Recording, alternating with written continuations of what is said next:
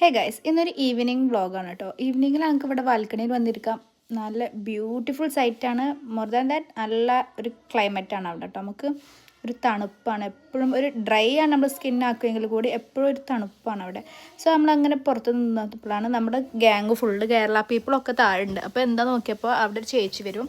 നമ്മൾ പുറത്തേക്കൊന്നും വിടൂല, പക്ഷേ ഷോപ്പിംഗ് കിട്ടാൻ അങ്ങനെ മതിയല്ലോ. പിന്നെ ബ്യൂട്ടീഷ്യൻ പരിപാടിയാണ്, മുടി കെട്ടണ്, മുടി വെട്ടണ്, അങ്ങനെ ഒരുപാട് കാര്യങ്ങളൊക്കെ കഴിഞ്ഞതിന് ശേഷം നമ്മൾ കുറച്ച് ആളുകൾ ഓരോ റൂം കാണാൻ ഇൻവൈറ്റ് ചെയ്തു.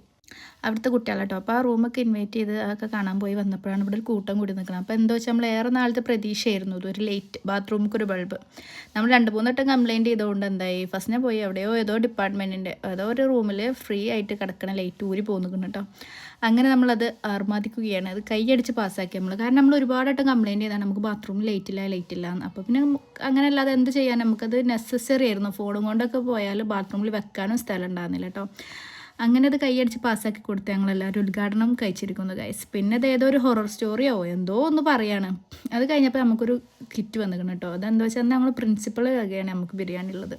അത് കഴിഞ്ഞ് നമ്മൾ റൂമിലേക്ക് ഇൻവൈറ്റ് ചെയ്തു എന്ന് പറഞ്ഞില്ലേ. അപ്പോൾ ഒരു നമുക്ക് ഓരോ വീട്ടിലുണ്ടാക്കിയ സ്നാക്സൊക്കെ തന്നിട്ടുണ്ടായിരുന്നു കേട്ടോ.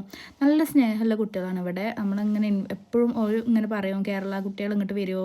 കാരണം നമ്മൾ 12 ആളുകൾ മാത്രം ഇവിടെ കേരളത്തിൽ നിന്ന് 12-11 കുട്ടികൾ മാത്രം പോയിട്ടുണ്ടായിരുന്നുള്ളൂ കേട്ടോ. പിന്നെ ഇയാൾ കണ്ടോ, ഇയാൾ ഇവിടെ 4 മണി സ്ഥിരം കുറ്റിയാണ് ഗൈസ്. ഇയാൾ സമൂസ, പിന്നെ പാവ് ബജി അങ്ങനത്തെ ഉള്ള കാര്യങ്ങളൊക്കെ കൊണ്ടുവന്നിട്ട് കുട്ടികൾ ഇവിടുന്ന് മേടിക്കും. ഇയാൾക്ക് നല്ല കച്ചവടമായിരുന്നു. കാരണം പുറത്ത് കുട്ടികൾ അങ്ങനെ വിടൂല, അത്യാവശ്യത്തിലല്ലാതെ ഒന്നിനും വിടൂല. പിന്നെ ഒരു ഐസ്ക്രീം വണ്ടിയൊക്കെ പോകണുണ്ടോ.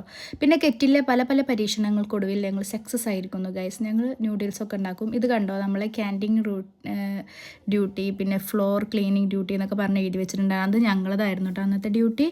സോ ഞങ്ങൾ എല്ലാവർക്കും ചായയൊക്കെ വെച്ച് കൊടുത്തു. ഇതാണ് നമ്മളൊരു സെറ്റപ്പ്. 2 കെറ്റിലുണ്ടായിരുന്നു, പക്ഷേ വരാൻ നേരത്തേക്ക് 2ഉം ഓഫായി, ഡെഡായി പോയിട്ടുണ്ട് ഗൈസ്. ഇത് അവിടുത്തെ മിസ്സിൻ്റെ കുട്ടിയാണ്. അപ്പം ഫസ്റ്റിനെ പിന്നെ ഏത് കുട്ടികളെ കണ്ടാലും വാരി വലിച്ചെടുക്കും. അങ്ങനെ അതിനെ മിഠായി കൊടുത്ത് നമ്മുടെ റൂമിൽ കയറ്റിയതാണ് കേട്ടോ ഈ കാണുന്നത്. പിന്നെ ഇതാണ് നമ്മുടെ വാച്ച്മാൻ. അയാൾ ഞങ്ങൾ വാച്ച് ചെയ്യണം ഗൈസ്. പിന്നെ രാത്രി ആയ പിന്നെ ഒരു പാനിപൂരിക്കാരൻ വരും. പിന്നെ പാനിപൂരി ഞങ്ങളങ്ങനെ കഴിക്കാറില്ല ഗൈസ്. അപ്പോൾ അത്രയേ ഉള്ളൂ. നല്ലൊരു വീഡിയോയിൽ കാണാം. അതുവരേക്കും ബൈ. പിന്നെ please subscribe, comment, share and like.